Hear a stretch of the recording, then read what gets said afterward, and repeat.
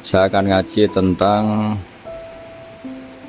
betapa mudahnya berbuat baik dan betapa mudahnya bersosialisasi yang jadi kebutuhan sosial masyarakat. Kemudian di saat yang sama sebagai kebaikan menurut Islam. Ini saya baca kitab yang sangat otoritatif, yaitu kitab Sahih Muslim, di mana kita tahu dalam Islam pegangan ahli sunnah wal jamaah, juga pegangan ulama seluruh dunia adalah Al-Kutubus Sittah, kitab 6 diantaranya yang hadis Bukhari Muslim. Di sini ketika Nabi ditanya tentang beberapa kebaikan, yaitu dari pertanyaan ayul a'mali afdol, amal apa yang terbaik, di antaranya Nabi menyebut sekian: iman billah, iman kepada Allah Ta'ala. Kemudian ini yang penting dilakukan semua pemimpin, oleh bupati, oleh wakil bupati, oleh seluruh pemimpin, baik struktural maupun kultural, maupun pemimpin kecil, yaitu di keluarga. Yaitu Nabi ngendikan di antara misi Islam adalah memperdekakan budak. Kemudian ada yang lagi tanya lagi, fa'illam af'al. Lalu dari sekian kebaikan yang butuh biaya itu saya tidak mampu melakukan ya Rasulullah. Kalau nyumbang masjid saya tidak mampu, kalau berbuat bikin fasilitas umum saya tidak mampu.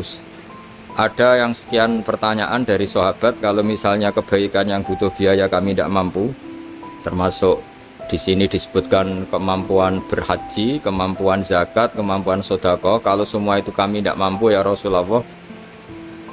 Kata Nabi, tu'inu shani'an aw tasna'u li akhirat. Ini di Sahih Muslim di bab iman dengan judul Babu bayani kaunil iman billah afdalal a'mal. Kalau saya tidak mampu semua melakukan itu ya Rasulullah, yaitu melakukan kebaikan yang butuh biaya, kayak bangun masjid, bangun jalan, bangun fasilitas-fasilitas publik. Tu'inu shani'an aw tasna'u li akhirat. Tu'inu nulungi sira shani'an ing wong sing ahli sun'ah, ahli kreatif, atau ahli, kalau orang sekarang itu bilang dia pekerja rumahan atau production house atau apa saja. Aw tasna'u li akhirat, atau kamu membantu orang yang tidak punya pekerjaan. Terus sahabat masih tanya, aro'aita indo'iftu an ba'dil amal. Kalau semua kebaikan aktif saya tidak mampu melakukan ya Rasulullah, kebaikan menolong orang lain, kebaikan yang bersifat aktif. Jawabnya Nabi, dan ini pegangan saya, pegangan kita semua, panduan dari Rasulullah SAW. Nabi ngendikan, takufu syarroka anin nas fa innaha sodakotun minka ala nafsik. Ya, saya ulang lagi, takufu syarroka anin nas fa innaha sodakotun minka ala nafsik. Kamu dalam berislam cukup menjaga supaya kejelekan kamu tidak punya imbas pada orang lain. Ya, ini penting dalam Islam. Jadi kalau tidak bisa berbuat baik, potensi keburukan kita jangan sampai menimpa orang lain. Keburukan itu bisa kejahatan kriminal, bisa kejahatan pidana atau merugikan orang lain, atau kejahatan yang tidak sampai kriminal tapi mengganggu orang lain.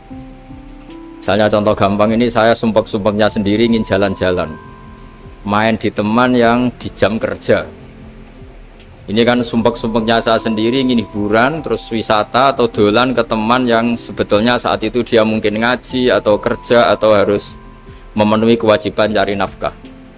Gara-gara nemuin saya akhirnya dia dikomplain sama majikannya, atau gara-gara nemuin saya dia akhirnya tidak ngaji sama santrinya, atau gara-gara nemuin saya dia terganggu aktivitasnya. Itu juga tidak boleh, karena berarti keburukan kita punya akibat pada orang lain.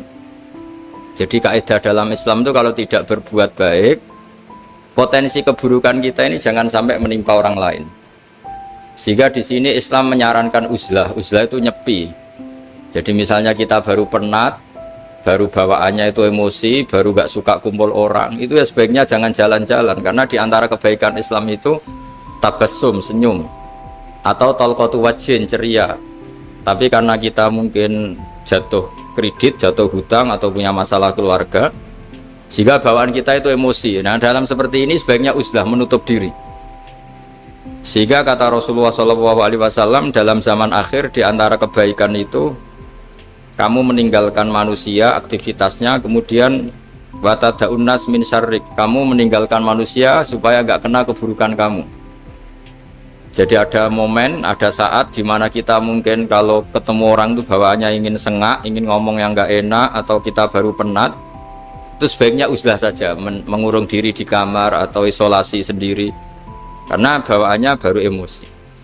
Nah, ini yang jarang dipraktekkan. Kalau sekarang malah banyak yang saat susah malah bawaannya ingin namam, ingin menvonis orang lain atau ngadili orang lain.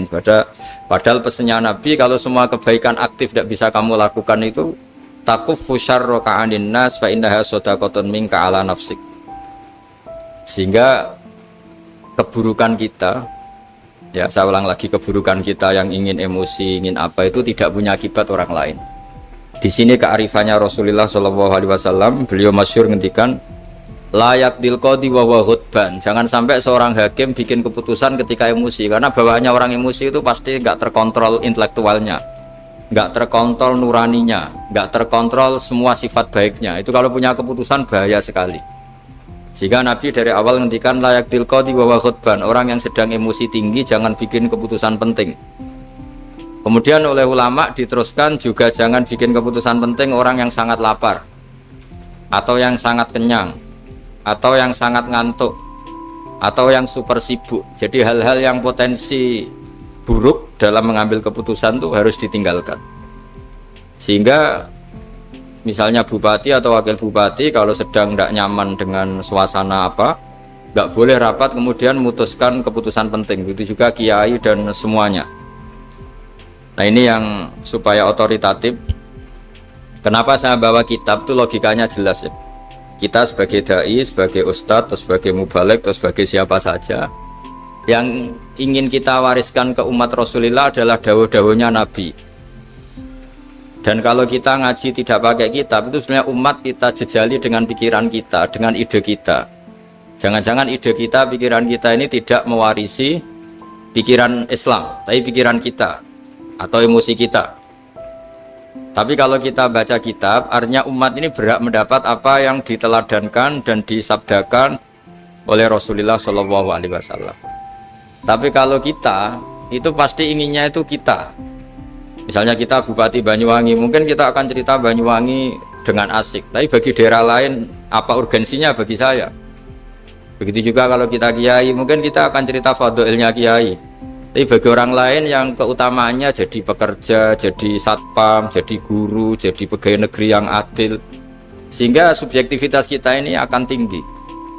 Tapi kalau kita sebagai kiai baca hadis, maka umat ini mendapatkan panduan dari Rasulullah SAW. Nah, dari sekian panduan itu kata Nabi, jika Anda tidak bisa berbuat kebaikan aktif, maka kebaikan yang harus Anda lakukan adalah potensi kejelekan kamu jangan menimpa orang lain. Makanya saya berkali-kali bilang, saya ini termasuk kiai yang jarang main ke alumni. Karena tadi kadang-kadang alumni itu sudah mau kerja di tempat kerjanya atau mau janjian ngantar anaknya sekolah, gara-gara ada saya mungkin semua itu dibatalkan. Sehingga silaturahim itu juga harus dimanage supaya tidak mengganggu haknya orang yang kita silaturahimi. Jangan sampai silaturahim jam 9 saatnya orang kerja, kemudian dia dapat peringatan dari pabriknya gara-gara sering didolani kiainya, itu kan jadi ribet. Atau kiai karena sering didolani terus tidak ngaji, menutupi tamu terus, itu kan jadi ribet. Apapun itu, sehingga orang itu harus berpikir perilakunya itu tidak punya akibat la doror wa la diror. Jangan mengganggu dirinya, juga jangan mengganggu orang lain. Ini oleh Nabi disebut takuffu syarra ka'adin nas fa innaha shadaqatun minka ala nafsik. Sifat buruk kamu itu harus dijaga supaya tidak menimpa orang lain, dan itu berarti menjadi sedekah kamu atau amal kamu pada diri kamu sendiri. Jadi ini penting dimaklumatkan ke semua kita bahwa saat kita tidak bisa berbuat baik aktif, misalnya nggak bisa sedekah, nggak bisa menolong orang, setidaknya keburukan kita tidak menimpa orang lain. Nah, termasuk keburukan yang terselubung adalah kita punya pikiran yang menurut kita ini hebat, tapi bagi orang lain mungkin bahaya. Misalnya kita punya pikiran ingin jadi orang kaya raya yang dermawan. Itu artinya kan pikiran baik karena ingin jadi dermawan. Tapi artinya bayangkan orang lain tuh miskin semua butuh derma kamu. Mana mau orang lain kamu bayangkan miskin butuh derma kamu. Orang lain juga bayangkan dirinya kaya gak butuh derma kamu. Itu namanya kebaikan yang subjektif. Kamu ingin jadi kiai yang ngajarin orang banyak, oke, itu baik. Tapi kan berarti kamu bayangkan orang lain gak bisa ngaji, terus kamu saja yang bisa ngaji sehingga kamu yang ngajarin. Ya sudahlah, kebaikan itu udah usah muluk-muluk seperti itu. Jadi apa yang ditakdirkan kita jadi bupati ya jadi yang baik, menolong pekerja-pekerja yang baik. Saya kemarin diceritain banyak oleh Mas Anas aktivitas Pemda Banyuwangi yang menolong banyak orang, juga masyarakat juga saling menolong dan seterusnya dan terusnya. Jadi ini jelas maksud saya supaya bupati dan semuanya pemimpin melakukan kebaikan itu berdasar panduan dari Rasulullah SAW, di mana di antara aturan yang dianjurkan beliau adalah aktivitas kita sebagai manusia adalah tu'inu soni'an au tasna'uli akhraq. Ya, saya ulang lagi, saya ulang teks hadisnya secara lengkap supaya dapat berkahnya Rasulullah SAW. Ada beberapa pertanyaan dari sahabat, ya Rasulullah, jika saya tidak bisa berbuat baik yang berbiaya atau tidak bisa berbuat baik yang aktif, apa yang saya harus lakukan? Nabi ngendikan tu'inu shani'an au tasna'uli asra. Kamu membantu orang yang bekerja atau kreatif, orang-orang yang kreatif atau pekerja apa saja kamu bantu, dan bantu orang yang tidak punya pekerjaan. Terus ditanya lagi, qultu ya Rasulullah ara'aita in du'iftu an ba'dil amal. Bagaimana kalau itu pun saya tidak bisa ya Rasulullah? Terus Nabi ngendikan tafuku syarraka anin nas fa innaha sadaqatun minka ala nafsik. Yang penting keburukan kamu tidak menimpa ke orang lain, dan itu bagian dari sedekah kamu. Nah, perlu saya ingatkan ke semua kita lah. Makanya pentingnya membaca umat Islam dengan ilmu usul fikih. Saya berkali-kali bilang, jika ada seseorang tidur, itu jangan kamu baca sebagai tidur yang meninggalkan tahajud, meninggalkan sholat qiyamul lail, meninggalkan wiridan di malam hari. Tapi juga bacalah saat itu dia tidak dugem, tidak maksiat, tidak narkoba. Sehingga barokahnya ilmu itu ada respect pada umat Islam yang tidur. Karena tidur itu juga ada fungsi meninggalkan sekian maksiat, sekian kriminalitas. Tapi kalau kita kulino tidak baca dengan ilmu, maka melihat orang tidur itu ya kayak meninggalkan tahajud, meninggalkan wiridan, meninggalkan qiyamul lail. Sehingga bawaannya kita ini akan kurang respect. Tapi kalau kita membacanya dengan ilmu, orang yang tidur di malam hari, maksudnya ya sudah sholat isya, itu ada sekian potensi maksiat yang dia tinggalkan. Dia tidak merasani orang, tidak adu-adu orang di medsos, dia tidak dugem, tidak meninggalkan. Pokoknya ada sekian kebaikan dalam saat tidur itu. Ini barokahnya ilmu. Tanpa ilmu kita tidak bisa respect seperti ini, karena bawaannya akan, oh ini malam-malam tidak tahajud, tidak wiridan, tidak apa. Tapi kalau kita dengan ilmu, itu akan membaca dengan tidur, artinya orang tidak maksiat, tidak dugem, tidak ngerasain orang, tidak ngata-ngatain orang. Nah di sini sadaqallahul azim ketika ngedikan wa min ayatihi manamukum billaili wan nahar. Termasuk ayat Allah itu orang tidur. Maksudnya tidur yang dengan dimaknai positif tadi, bisa istirahat, bisa meninggalkan maksiat, bisa apa-apa. Nah ini di sini hebatnya Rasulullah SAW ketika beliau memandu kebaikan. Di antara kebaikan itu apa? Takufu syarroka anin nas fa innaha sadaqatun minka ala nafsik. Kamu, potensi buruk kamu atau keburukan kamu jangan sampai menimpa pada manusia, pada orang lain, dan itu bagian dari sedekah kamu. Ya, saya mohon maaf sama Bu Bupati, sama semua Pemda, sama Wakil Bupati karena saya tidak bisa lama-lama. Saya punya wadifah. Tadi ini pun sudah ngurting ngaji saya karena saya harus ikut ngaji di sini. Dan mari sama-sama berdoa. Al-Fatihah. Jadi status kehambaan ini kita mantapkan dulu. Jangan ada status lain kita di depan Allah kecuali status kehambaan. Saya punya analogi dan itu saya ulang-ulang karena di antara ciri Quran itu mengulang-ulang sesuatu yang harus jadi pegangan. Saya ulang lagi, di antara ciri Quran itu mengulang-ulang sesuatu yang jadi pegangan. Jika kita belajar ilmu fisika atau ilmu apa saja, maka kita akan bicara materi sesuai statusnya. Jadi kita harus latihan untuk iman kepada Allah. Saya tanpa mengurangi rasa hormat, saya memberi contoh begini ya. Ini jam, materinya dari besi. Ini kertas, materinya ya kertas. Tentu secara fisik, orang akan bilang jam ini lebih kuat timbang kertas. Dan itu pasti dibenarkan dari segi materi. Tapi kalau Anda beragama dan Anda tahu bahwa pengendali alam raya ini Allah Ta'ala, maka kamu akan bilang, terserah Gus Baha gitu. Bisa saja jam ini saya punya niat saya hancurkan, kertas yang lemah ini saya simpan. Sehingga jam tangan ini 5 menit lagi saya hancurkan sehingga benar-benar rusak. Sementara kertas ini saya simpan sampai bertahun-tahun awet. Nah, kira-kira seperti itulah ilmu manusia. Sesuatu yang kita sangka kuat, ternyata Allah punya rencana menghancurkan itu. Dan yang kita sangka lemah, ternyata Allah punya rencana untuk mengabadikan itu. Nah, di sini pentingnya iman, lahu maqalidus samawati wal ardh. Hanya Allah yang mengendalikan semua. Jadi jangan mentang-mentang kita punya ilmu bahwa materi besi itu lebih kuat timbang kertas, terus kita pastikan bahwa besi lebih awet ketimbang kertas. Kita sisakan satu keyakinan, terserah Allah, terserah pengendalinya. Nah itu agama, bilang terserah pengendalinya itu agama. Ya mungkin tadi aja problem sinyal, saya ulang lagi. Ibarat saya ini megang jam tangan yang materinya dari besi. Ini kertas yang materinya lemah. Tentu kita akan bilang bahwa jam atau besi lebih kuat ketimbang apa? Kertas. Tapi Anda salah. Anda harusnya ngomong bahwa terserah pengendalinya. Bisa saja saya punya rencana menghancurkan besi ini sehingga 5 menit lagi hancur. Dan saya ingin mengabadikan kertas ini, saya simpan di tempat yang aman. Nah kira-kira agama itu bukan anti ilmu, sehingga agama boleh kamu mengatakan besi ini lebih kuat ketimbang kertas.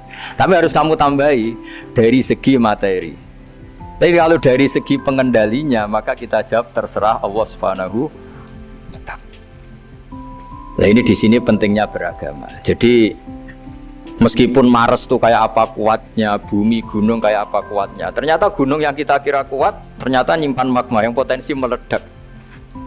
Yang gunung kecil yang kelihatan dari pasir kecil yang tidak berdaya ternyata nggak nyimpan magma, jadi nggak direncanakan untuk diledakkan. Itu, nah agama itu seperti itu yang disebut di surat Yasin misalnya. Allah itu siapa? Biyadihi malakutu kulli, yang dalam kendalinya itu semuanya di alam raya ini. Sehingga di kehidupan nyata juga sama. Ada orang yang nekuni ilmu ekonomi tapi miskinnya Masya Allah. Ada yang gobloknya Masya Allah tapi kaya. Ada kiai yang punya doa banyak, hidupnya biasa. Yang nggak punya doa kaya.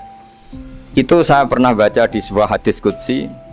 Ada riwayat begini, Nabi Musa ketemu Allah ditanya, limadza, kata Allah, kenapa saya memberi rezeki orang yang bodoh?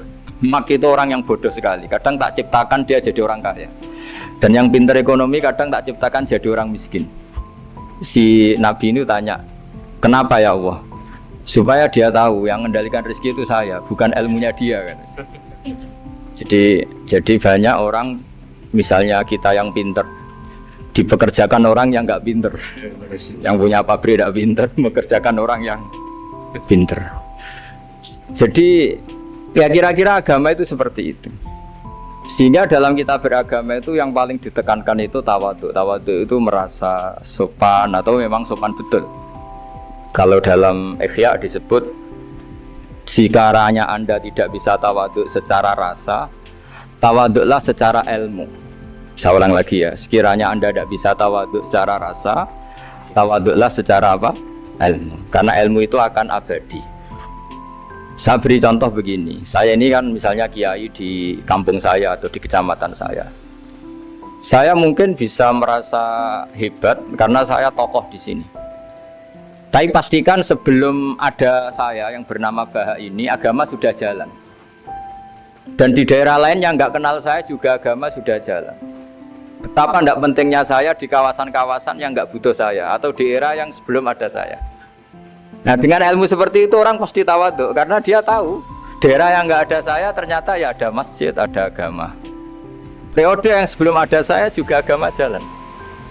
Sehingga kita tidak kumo luhur, wah kalau nggak ada saya agama nggak jalan. Zaman Wali Songo nggak ada saya agama ya jalan. Ekonomi juga gitu.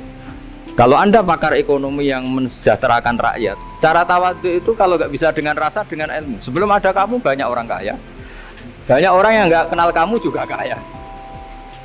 Banyak periode yang saat itu udah ada Anda juga kaya. Berarti Anda ini tidak siapa-siapa. Makanya saya pernah didatangin seorang profesor. Ini kisah nyata. Gus, sebetulnya saya dengan bapak saya itu pinter mana. Bapak saya itu tidak tamat SD, tapi saya bisa profesor.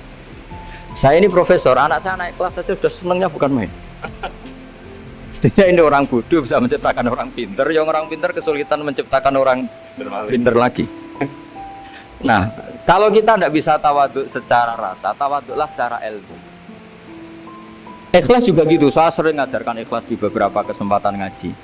Kalau Anda tidak bisa ikhlas secara rasa, ikhlaslah secara ilmu, pasti bisa, bukan mungkin bisa, pasti bisa. Secara ilmu, makanya di Quran disebut fa'lam annahu la ilaha illallah.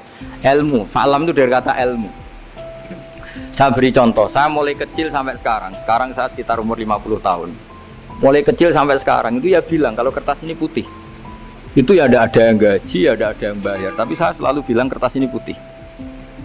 Yang hitam ya saya katakan hitam, yang merah saya katakan merah. Kenapa? Karena itu fakta. Saya ulang lagi, karena itu fakta. Sehingga saya untuk mengatakan putih tidak perlu ada yang bayar. Sehingga ketika kita latihan sholat, latihan ibadah dan mengakui Allah itu sebagai Tuhan kita akan malu. Loh, faktanya Allah itu kan Tuhan. Mau mengatakan fakta kok minta upah, ini gimana? Kita mengatakan Allah Tuhan itu sama dengan mengatakan kertas ini putih. Sama-sama itu fakta. Sama seperti saya mengatakan Pak Jokowi itu presiden kami. Itu kan fakta. Masa nunggu kalau dikasih BLT katakan presiden, kalau enggak ya enggak. Itu kan ribet jadi. Pak Manut misalnya rektor UGM. Mbok saya enggak digaji di sana atau enggak kerja di sana, bilang kalau beliau itu rektor. Pak Ganjar gubernur Jawa Tengah. Mbok saya dikenal apa enggak ya beliau tetap gubernur. Lama sekali kita mengatakan fakta itu ikhlas. Ikhlas itu artinya enggak minta apa-apa. Karena kita ingin ngomong sesuai fakta. Nah Allah Tuhan itu fakta gitu. Nah kenapa untuk mengatakan Allah Tuhan nunggu? Dah saya ini Tuhan kamu. Ya nunggu dulu Gusti, kalau engkau masukkan kami ke surga engkau Tuhan, kalau enggak ya enggak jadi. Itu enggak bisa seperti itu, yang tetap Tuhan. Nah kalau Anda tidak bisa ikhlas secara rasa, ikhlaslah secara ilmu. Ilmu ya tadi kita akan selalu bilang yang putih putih, yang hitam hitam. Makanya ini pentingnya ilmu. Tawaduk juga gitu. Kalau Anda ditakdir orang yang GR, yang gede rumongso, ditakdir orang yang kumo luhur, secara rasa bisa dilawan secara ilmu. Ada periode di mana sebelum ada kita yang kaya ya banyak, yang dapat hidayat ya banyak, yang terpelajar ya banyak. Ada daerah yang nggak kenal kita, nyatanya pendidikan di situ jalan, sistem sosial baik. Betapa tidak pentingnya kita. Nah ini nanti memaksa kita atau melatih kita untuk tawaduk. Nah dari hikmah ilmu itu kemudian kita minta maaf sama orang lain itu mudah. Karena kita sadar bahwa adanya kita ini problem. Saya sering digojlok orang-orang kaya. Orang-orang kaya itu ya kadang agak kurang ajar tapi nggak bisa dibantah. Begini, pernah tanya saya gini, Gus, saya ini punya mobil mahal, harganya 2 miliar. Kayaknya yang berhak pakai jalan raya saya kan. Bisa, bayarnya pajak saya mahal. Sehingga kayaknya paling pantas saya. Yang naik ontel itu kan nggak bayar pajak. Harusnya nggak boleh pakai jalan. Terus saya bilang, mbah-mbahnya yang naik ontel itu pejuang, bapak kamu enggak. Kamu nggak warisnya. Artinya ada teori dalam kitab hikam itu kitab tasawuf dalam pesantren. Itu kebaikan saja di soal. Misalnya begini, kita ini bangga sebagai urip yang tertib, hidup yang tertib di kantor, di tempat-tempat pekerjaan. Tapi kalau itu semua terjadi, kalau ada kecelakaan di jalan itu nggak ada yang nolong langsung. SAR paling efektif, tim penolong paling efektif ya orang-orang nganggur itu. Orang-orang yang di jalan-jalan di perapatan itu kalau ada kecelakaan langsung nolong. Itu nanti ambulan itu yang kedua, ketiga, yang nolong pertama ya orang-orang yang nganggur-nganggur di jalan itu. Ada orang tersesat nolong. Maka ketika seorang sahabat tanya, ya Rasulullah, kalau engkau melarang kita jagongan di jalan, itu kita tidak bisa. Tapi kata Nabi, ya silahkan saja, tapi adu faktorik, kamu di jalan itu datangkan. Apa itu? Ya kamu bisa amar ma'ruf nahi mungkar. Coba kalau di terminal, di tempat publik banyak orang yang soleh, itu nanti copet ya sungkan. Yang mau jambret ya sungkan, karena yang di situ orang-orang soleh. Nanti yang nggak sholat juga sungkan, karena yang di situ banyak yang sholat. Jadi kenyamanan orang pergi jauh di tempat-tempat sepi itu ya barokahnya orang-orang nganggur terus ngaji, wah nengkono masih rame, ada orang yang di perapatan, di pertigaan. Bayangkan kalau ini orang-orang soleh, pasti itu nyaman karena wilayah publik dihuni orang-orang yang soleh. Tapi orang pasti bilang itu nggak tertib. Kita inginnya hidup ya tertib di kantor atau yang suka di masjid, di masjid. Tapi kalau itu terjadi, itu nggak ada tim SAR gratis yang setiap saat kalau ada orang kecelakaan nolong. Makanya dalam makalah hikam itu paling masyhur diantaranya itu manusia itu siapa? Manusia itu mangkanat mahasinuhu masawiyah, fakih falatakun masawihi masawiyah. Manusia itu orang yang saat baik saja ada salahnya, apalagi masalah. Jadi kalau kamu punya toko lagi laris dan saat laris itu Anda ngerumat keluarga Anda melakukan kebaikan pada keluarga Anda, pasti ada toko lain yang termahjubkan, yang tersingkirkan. Makanya saya pernah diskusi sama kiai besar, guyonan sama saya. Kita kalau kiai besar sebaiknya kalau diundang di musola kecil datang apa enggak? Kata kiai yang satu, jangan datang Gus, itu jatahnya kiai kecil. Terus kata yang satu, datang Gus sebagai bukti tawaduk bahwa kita kiai besar pun mau diundang yang kecil. Akhirnya kita ini ya kadang datang kadang enggak, karena kadang kita enggak datang supaya jatah rezeki kiai kecil enggak terambil. Kadang ya mau datang supaya dikira tawaduk. Makanya kalau seorang profesor sering turba di bawah itu ya kasihan yang S1, SPDI itu kan nanti gak jadi bintang kalau profesornya sering turun. Kalah terus itu. Jadi kadang-kadang itu orang itu harus berpikir secara ilmu, jangan rasa terus. Jadi itu ilmu. Jadi semua yang kebaikan yang kita lakukan itu secara ilmiah bisa diperdebatkan. Ada orang senang ngomong serius supaya bangsa ini maju. Tapi bapak saya itu pesan saya, kamu kalau ngiyai itu jangan sering ngomong serius kan. Masyarakat sudah capek mikir utang, mikir keluarga. Jadi itu sowan kiai tidak ngomong serius lagi nanti capek kan. Sehingga kiai dulu itu kalau ketemu orang ya guyon terus. Karena tahu masyarakat sudah capek. Sudah banyak yang takut tanggal kredit gitu. Sudah takut tanggal kredit, takut problem sowan kiai diancam neraka lagi, itu kan ketakutan berkali-kali. Jadi makanya ini kan kebaikan itu dievaluasi karena kita tidak nabi, tidak wali. Jadi kalau kata hikam itu apa yang Anda kira baik itu ada masalah, apalagi sedang masalah. Saya sering cerita ada orang suami istri harmonis sekali. Itu tanyakan ibunya, pasti mulai gak peduli dengan ibunya karena terlalu harmonis dengan istri. Tapi itu pasti bukan mungkin lagi. Jadi jangan tanya istrinya, tanya ibunya. Oh jok nikah lupa saya, ngalor ngidul sama istrinya. Tanyakan temannya, wah itu jok nikah lupa temennya.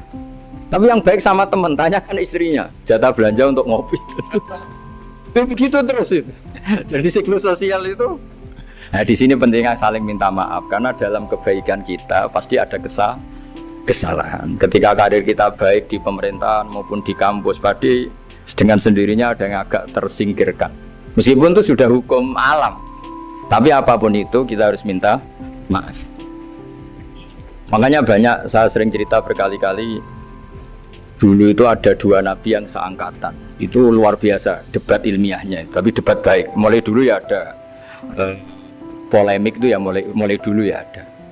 Yang Nabi Yahya itu suka berkawan orang-orang soleh. Kalau ditanya kenapa kamu berkawan orang-orang soleh, ya enak lah karena berkawan orang soleh. Yang Nabi Isa sering berkawan orang-orang yang nggak jelas. Ditanya, kenapa anda suka berkawan orang-orang yang nggak jelas? Innama ana tabibun udawil mardo. Nabi dan kiai itu ibarat dokter, ya tentu menyembuhkan yang sakit. Kalau anda seorang dokter pasti neliti daerah-daerah pandemi, masa neliti daerah sehat?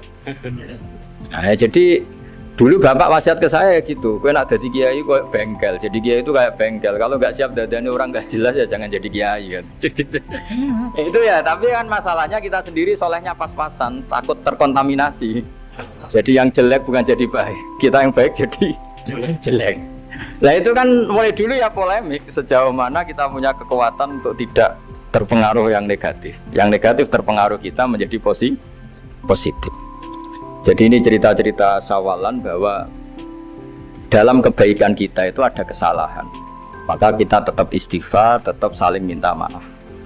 Dulu bapak saya kalau diceritain ada seorang kiai sampai sepuh jadi imam masjid, istiqomah sekali. Dulu bapak saya itu guyu. Ya istiqomah, tapi wong liya terus ra iso dadi kader.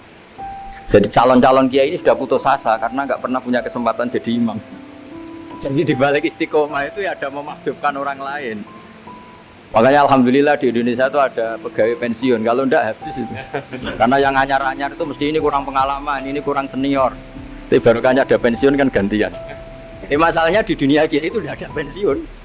Tambah sepuh tambah mantap, sepuh tambah mantap. Nah itu sebaiknya ya mulai mundur-mundur sedikit dari imam masjid gitu. Ya nyari-nyari yang lain lah supaya ada kaderisasi, ada.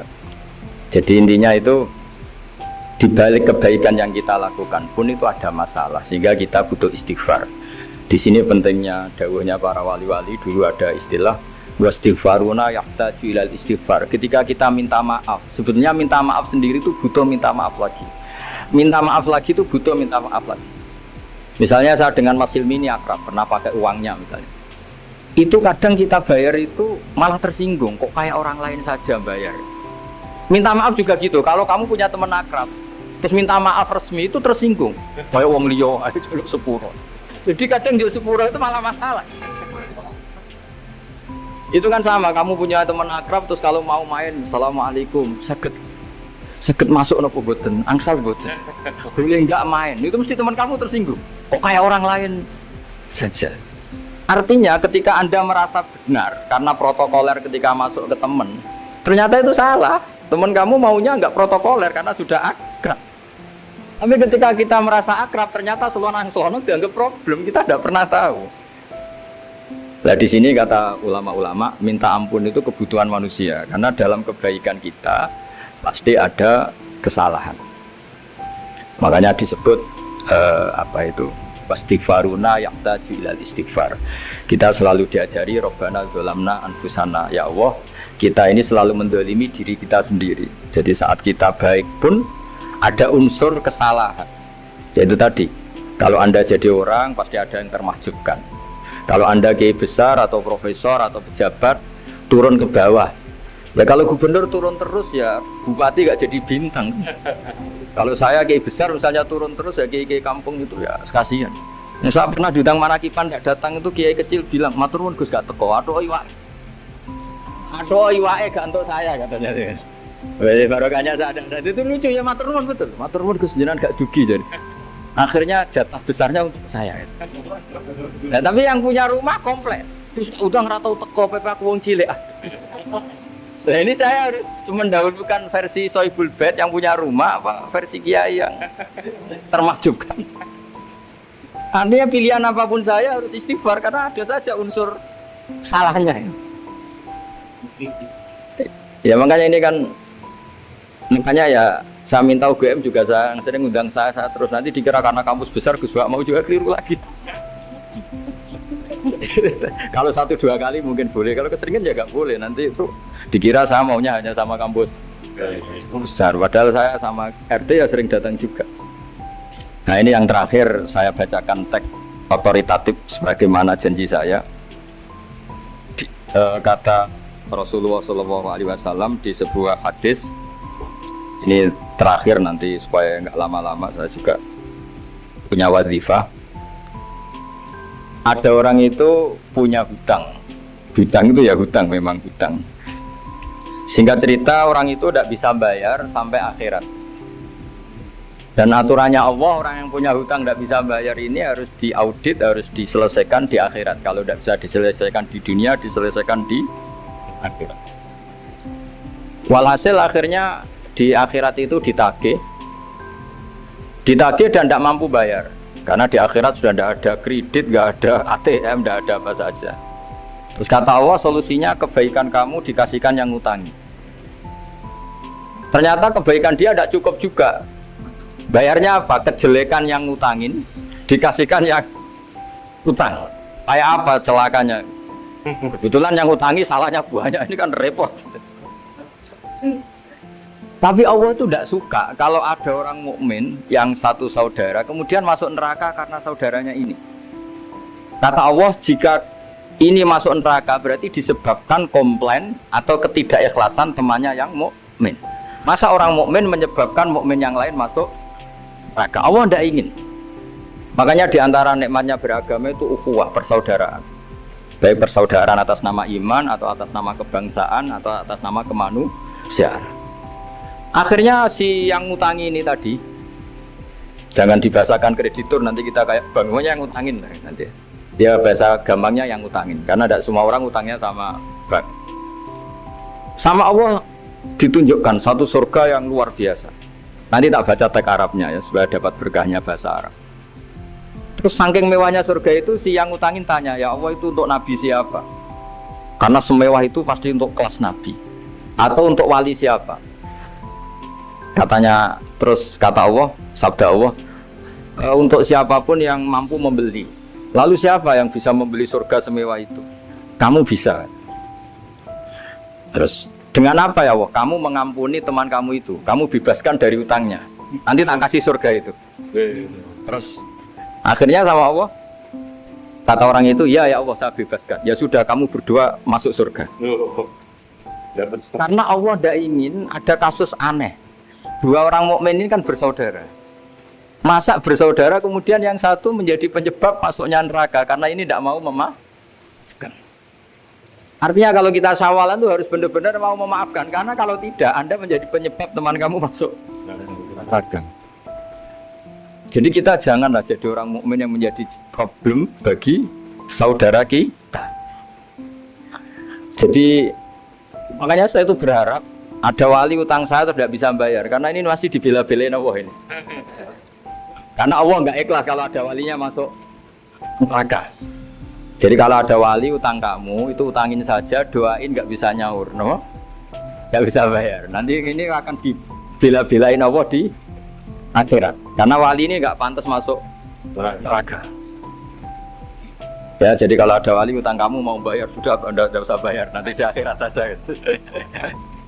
Lah yang ribet kalau yang kamu utangin dia ahli neraka, kamu nagihnya disuruh masuk neraka. Nah itu ribet itu, sudah utang dia ahli neraka. Ya tak baca teksnya supaya ini ada di kitab Ihya halaman 197 juz 2. Status hadisnya waqala shahihul isnad, kata Imam Hakim, hadis ini shahihul isnad. Saya baca Arabnya nanti insyaallah sebagian ya supaya kelihatan teks aslinya di bab hukukul muslim. Bainama Rasulullah sallallahu alaihi wasallam jalisun izdhika hatta badat sanaya.